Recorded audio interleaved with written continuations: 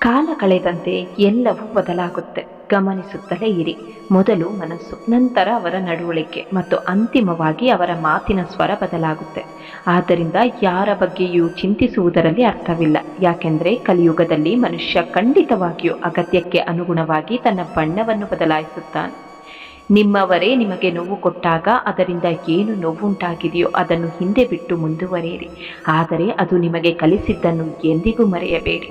ನೀನು ಬಿತ್ತಿದ ಬೀಜವನ್ನು ಮರವಾಗಿ ಕಾಣಲು ಸಮಯ ಬೇಕು. ಅವಸರಿಸಬೇಡ. ತಾಳ್ಮೆಯೇ ನಿನ್ನ ಗೆಲುವಿನ ಬಾಗಿಲು ತೆರೆಯುತ್ತದೆ. ಗೆಲುವು ನಮಗಾಗಿ ಅಲ್ಲದಿದ್ರೂ ನಮ್ಮ ಸೋಲನ್ನು ನೋಡಲು ಕಾಯುತ್ತಿರುವವರಿಗಾದರೂ ನಾವು ಗೆಲ್ಲಲೇಬೇಕು. ಯಾರೊಬ್ಬರಿಗಾಗಿ ಅಳಬೇಡಿ. ಅವರು ನಿಮ್ಮ ಕಣ್ಣೀರಿಗೆ ಯೋಗ್ಯರಲ್ಲ. ಯಾರು ನಿಮ್ಮ ಕಣ್ಣೀರಿಗೆ ಯೋಗ್ಯರೋ ಅವರು ನಿಮ್ಮನ್ನು ಅಳಲು ಬಿಡುವುದಿಲ್ಲ.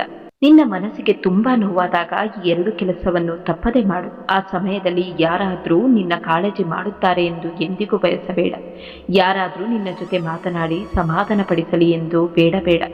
ನಿನ್ನ ಮನಸ್ಸಿನ ಶಕ್ತಿಯನ್ನು ಚಿಂತೆ ಮಾಡಲು ಉಪಯೋಗಿಸಬೇಡ. ಆ ಶಕ್ತಿಯನ್ನು ನಂಬಿಕೆಗೆ ಉಪಯೋಗಿಸು. ಅತಿಯಾಗಿ ಯಾವಾಗಲೂ ಚಿಂತಿಸಿ ಕೊರಗುತ್ತಿರುವವರು ಈ 3 ಮಾತುಗಳನ್ನು ಯಾವಾಗಲೂ ನೆನಪಿಡಿ. ಜೀವನದಲ್ಲಿ ಎಲ್ಲವೂ ತಾತ್ಕಾಲಿಕ. ನೋವು ಜೀವನದ ಒಂದು ಭಾಗ. ಪ್ರತಿ ಅಂತ್ಯವೂ ಹೊಸ ಪ್ರಾರಂಭವಾಗಿದೆ. ಯಾರು ಯಾರಿಗೂ ಸೇರಿದವರಲ್ಲ. ಈ ಸತ್ಯವು ಕೆಟ್ಟ ಕಾಲದಲ್ಲಿ ಮಾತ್ರ ಅರ್ಥವಾಗುತ್ತೆ. ಸಿಹಿಯಾಗಿ ಮಾತನಾಡುತ್ತಾ ಜನರು ಗೌರವಿಸುವುದಿಲ್ಲ. ಅವರು ಮೋಸ ಮಾಡುತ್ತಿದ್ದಾರೆ. ಇತರರ ಜೀವನದಲ್ಲಿ ನಿಮ್ಮ ಸ್ಥಾನವನ್ನು ಹುಡುಕುವುದನ್ನು ನಿಲ್ಲಿಸಿ ಮತ್ತು ನೀವು ಸಂತೋಷವಾಗಿರುತ್ತೀರಿ. ನಿನ್ನ ನೋವನ್ನು, ಅವಮಾನವನ್ನು ನಿನ್ನ ಬಲವನ್ನಾಗಿ ಬದಲಾಯಿಸು. ಗುರಿ ಸಾಧಿಸಲು ಮೆಟ್ಟಿಲನ್ನಾಗಿ ಬಳಸು. ಅದೇ ನಿನಗೆ ನಿನ್ನ ಗೆಲುವಿನ ದಾರಿಯಾಗುವುದು. ದೀಪದ ಕೆಳಗೆ ಕತ್ತಲೆ ಇದ್ದರೂ ಬೆಳಕು ಹರಡುವುದು ಅದರ ಧರ್ಮ. ಹಾಗೆಯೇ ನಿನ್ನ ಜೀವನದಲ್ಲಿ ಕಷ್ಟಗಳಿದ್ರೂ ಬೇರೆಯವರಿಗೆ ಸುಖ ನೀಡುವ ಗುಣ ಬೆಳೆಸಿಕೊ. ಪರಮಾತ್ಮನು ತನ್ನ ಭಕ್ತನನ್ನು ಕಷ್ಟಕ್ಕೆ ತಳ್ಳುವುದು ಅವನನ್ನು ನಾಶ ಮಾಡಲಿಕ್ಕಲ್ಲ, ಅವನನ್ನು ಪುಟವಿಟ್ಟ ಚಿನ್ನದಂತೆ ಮಾಡುವುದಕ್ಕೆ. ಬದುಕಲ್ಲಿ ತುಂಬ ಕಷ್ಟಪಟ್ಟವರಿಗೆ ದರ್ಪ, ಅಹಂಕಾರ, ಜಂಬ ಇರುವುದಿಲ್ಲ. ಬದುಕಲ್ಲಿ ಯಾವುದನ್ನು ಯಾರನ್ನು ಅವಹೇಳನ ಮಾಡುವುದಿಲ್ಲ. ಬದುಕಲ್ಲಿ ನಿಜವಾಗಲೂ ಕಷ್ಟಪಟ್ಟಿದ್ರೆ, ತುಂಬ ನೊಂದಿದ್ರೆ ಆ ಮನುಷ್ಯ ದೇವರನ್ನು ಬಲವಾಗಿ ನಂಬುತ್ತಾನೆ. ಪ್ರತಿಯೊಂದರಲ್ಲೂ ನಿಯತ್ತಾಗಿರುತ್ತಾನೆ. ಬದುಕಿನ ಬಗ್ಗೆ ಅಪಾರ ಜ್ಞಾನ ಹೊಂದಿರುತ್ತಾನೆ. ನಿನ್ನ ಕಣ್ಣೀರ ಹನಿಗಳಿಗೆ ನಿನ್ನ ಗತಕಾಲವನ್ನು ಬದಲಾಯಿಸುವ ಶಕ್ತಿ ಇಲ್ಲ. ಆದರೆ ನಿನ್ನ ಇಂದಿನ ಬೆವರಿಗೆ ನಿನ್ನ ಭವಿಷ್ಯದ ಲೇಖನಿಯನ್ನು ಹಿಡಿಯುವ ತಾಕತ್ತಿದೆ. ಫಲಿತಾಂಶದ ಲೆಕ್ಕಾಚಾರವನ್ನು ಆ ಭಗವಂತನಿಗೆ ಬಿಟ್ಟು ಬಿಡು. ನೀನು ಮಾಡಬೇಕಾದ ಕೆಲಸವನ್ನು ಶ್ರದ್ಧೆಯಿಂದ ಮಾಡುವುದಷ್ಟೇ ನಿನ್ನ ಪರಮಧರ್ಮ.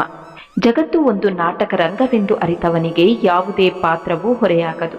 ನೀನು ಮಾಡುವ ಕೆಲಸದ ಮೇಲೆ ನಿನಗೆ ಅಧಿಕಾರವಿದೆಯೇ ಹೊರತು ಅದರ ಫಲಿತಾಂಶದ ಮೇಲಲ್ಲ. ಸಾಕ್ಷಿಯಾಗಿ ಬಾಳು. ಜೀವನ ಹಗುರವಾಗುತ್ತದೆ. ನಿಂದಿಸಲಿ, ನೋಯಿಸಲಿ, ಶಪಿಸಲಿ, ಬೇಕಾದರೆ ಮನ ಬಂದಂತೆ ಕೂಗಾಡಲಿ. ನೀನು ಸುಮ್ಮನಿದ್ದು ಬಿಡು. ಅವರವರ ಕರ್ಮಫಲ ಅವರವರ ಜೀವನಕ್ಕೆ ದೊರೆತೇ ದೊರೆಯುತ್ತದೆ. ನೀರಿನ ನಿಜವಾದ ರುಚಿ ನಮಗೆ ತುಂಬ ಬಾಯಾರಿದಾಗ ತಿಳಿಯುತ್ತದೆ.